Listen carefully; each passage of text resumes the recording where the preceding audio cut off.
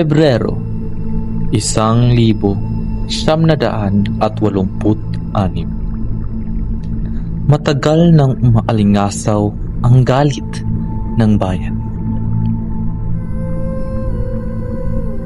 Mula sa kontrobersyal na halalan hanggang sa unti-unting paghihiwalay ng mga sundalo laban sa kanilang pinuno.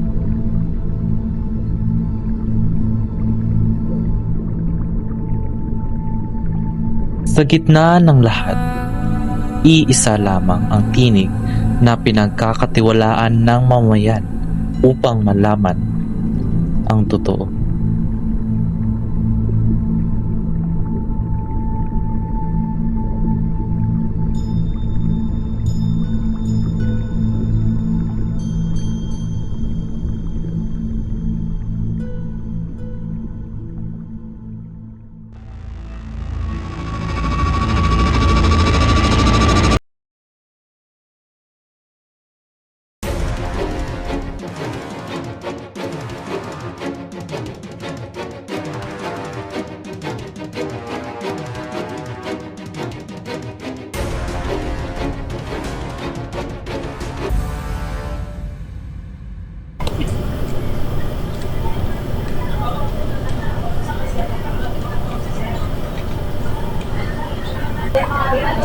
Huwag muna. Kailangan na natin magsalita. Ngayon na!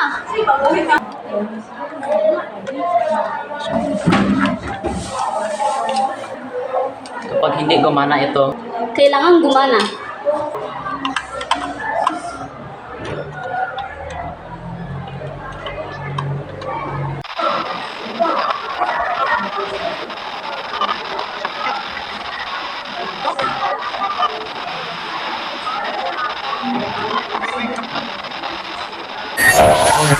$7 was buhay na tayo.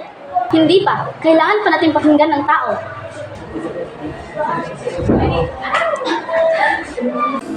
Ito ang radyo. Radyo Bamiro. Kung narinig ninyo ito, hindi pa tapos ang laban.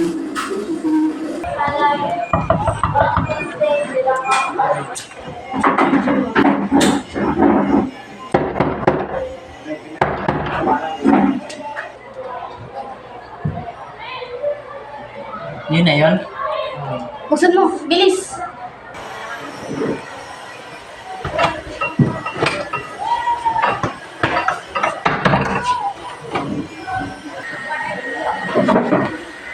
Narinig ako kung sa kanto.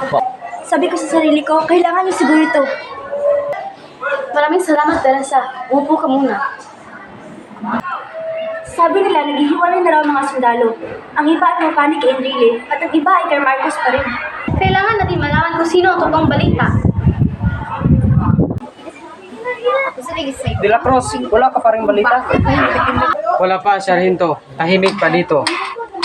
Sabihin mo sa akin kung may marinig ka, kahit ano. Opo, Sargento.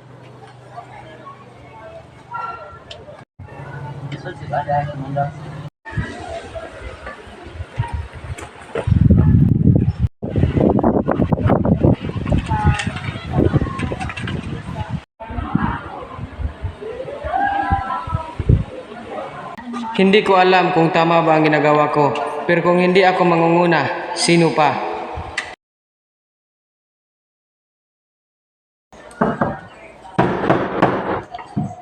Siya na naman.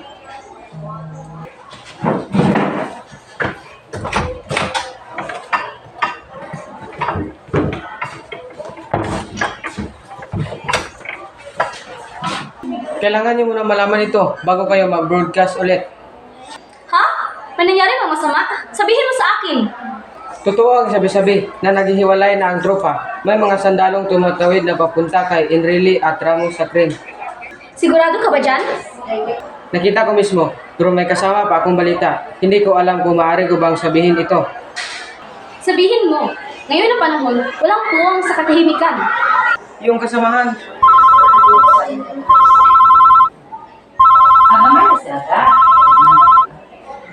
Sinong may alam ng linyang ito? Opo?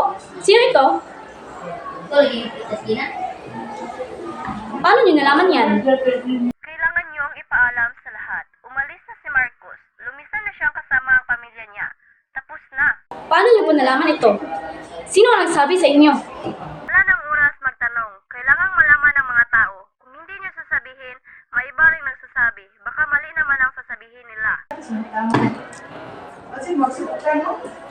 Sino yon? Ano ang kanyang sinabi? Sabi niya, wala na daw si Marcos. Umalis na raw. Hindi ko pa yan nakumpirma sa amin. Baka masyado pang maaga. Pero kung totoo at hindi namin sasabihin, gaano karaming oras ang masasayang?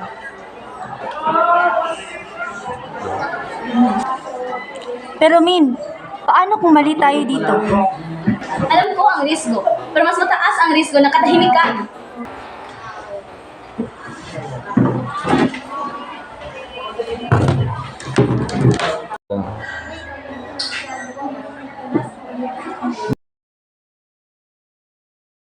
Mga kababayan, sigurado na po, umalis na si Marcos. Tapos na ang pagsihintay natin.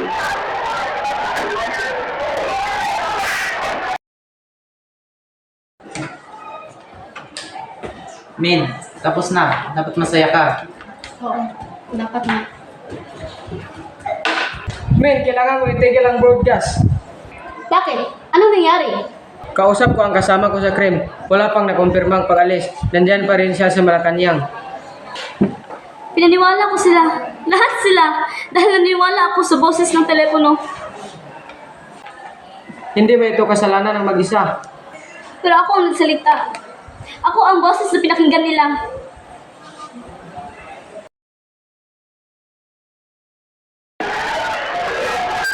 Mga kababayan, kailangan kong iwasto ang sabi ko kanina. Wala pang konfirmasyon na umalis na si Marcos. Nagkamali ako sa pagsasabi nito na walang katiyakan. Patawan, pero ito rin ang dahilan kung bakit importante ang katotohanan.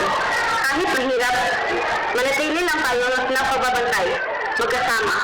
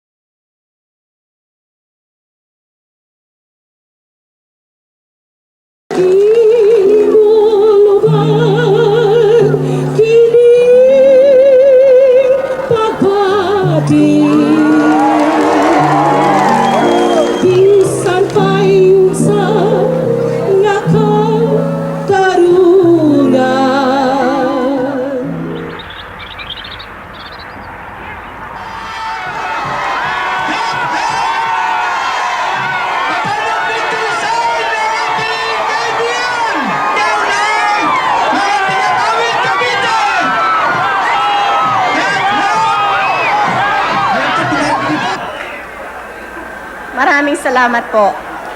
Nais kong ibahagi sa inyo ngayong gabi kung ano linalaman ng aking puso. Ang damdaming nangingibabaw sa loob ko ngayon ay kasiyahan. Ako'y masaya dahil sigurado na ako na tayo'y panalo na sa darating na eleksyon.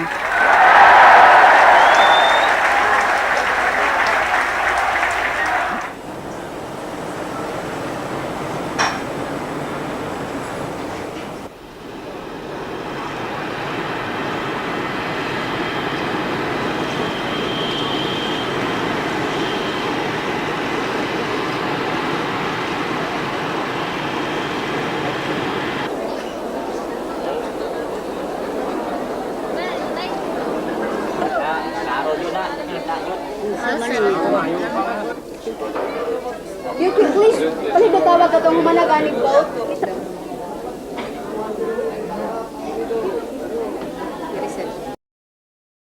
At ngayong umaga, kumpirmado na ang aming mga kasama sa crime. Nilisan na nila Pangulong Marcos at ng kanyang pamilya ang Malacanang, kagamit payabang. Ito pa rin ang Radyo Balide. At kahit ano pa ang mangyari ngayon, alam natin hindi na tayo muling mapapatahimik.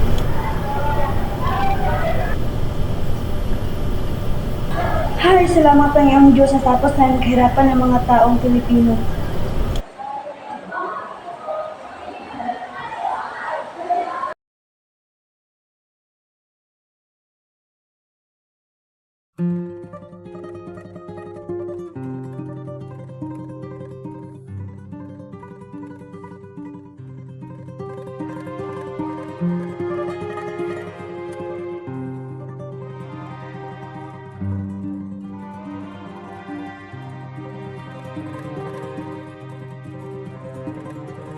Ang bayan kong Pilipinas, lupain ng ginto't bulaklak, pag-ibig na sa kanyang palad, nag-alay ng ganda't dilag, at sa kanyang yumi at ganda, dayuhan ay nahalina.